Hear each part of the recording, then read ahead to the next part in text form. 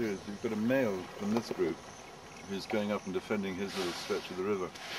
And that's There are certain themes of which the interest is all-absorbing, but which are too entirely horrible for the purposes of legitimate fiction.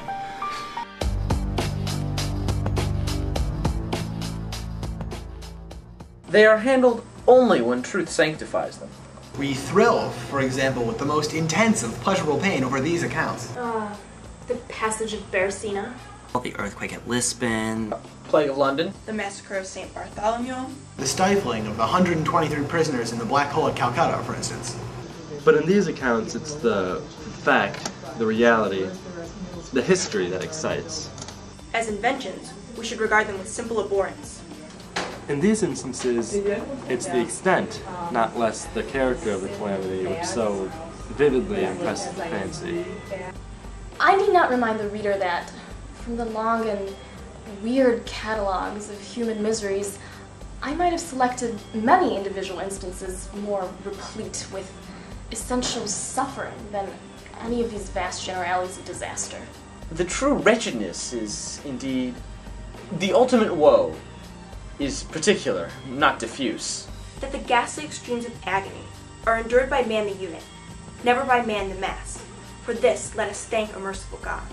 To be buried while alive is beyond question the most terrific of these extremes which has ever befallen the lot of mere mortality. That it is frequently, very frequently, so fallen will scarcely be denied by those who think. The boundaries which separate life and death are at best shadowy and vague.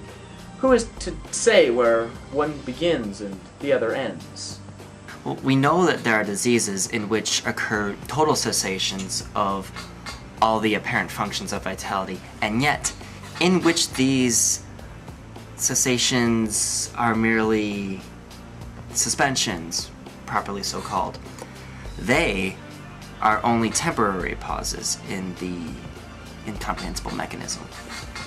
A certain period elapses, and some unseen, mysterious principle again sets in motion the magic pinions and the wizard wheels. The silver cord was not forever loosed, nor the golden bowl irreparably broken. But where, meantime, was the soul? Such cases of suspended animation must naturally give rise, now and then, to premature interments.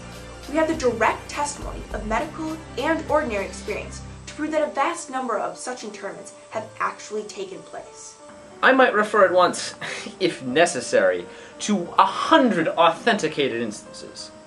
One of very remarkable character, and of which the circumstances may be fresh in memory of some viewers, occurred not too long ago in the city of Baltimore, where it occasioned a painful, intense, widely extended excitement.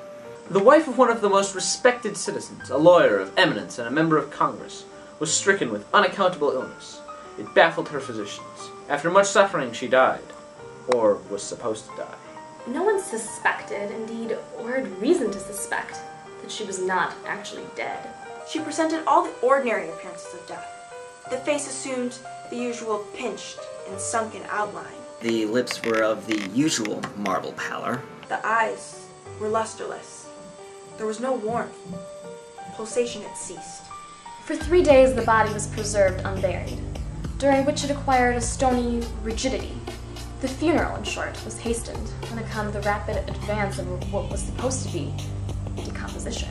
The lady was deposited in her family vault, which for 3 subsequent years was undisturbed. At the expiration of this term, it was opened. But alas, how fearful a shock awaited the husband, who personally threw open the door. As its portal swung outwardly back, some white appareled object fell rattling into his arms. It was the skeleton of his wife. Who? There are moments when, even to the sober eye of reason, the world of our sad humanity may assume the semblance of a hell. The imagination of man is no carapace to explore with impunity its every cavern. Alas, the grim legion of sepulchral terrors cannot be regarded as altogether fanciful. Like the demons in whose company a Frajah made his voyage down the Oxus. they must sleep, or they will devour us. They must be suffered to slumber, or we perish.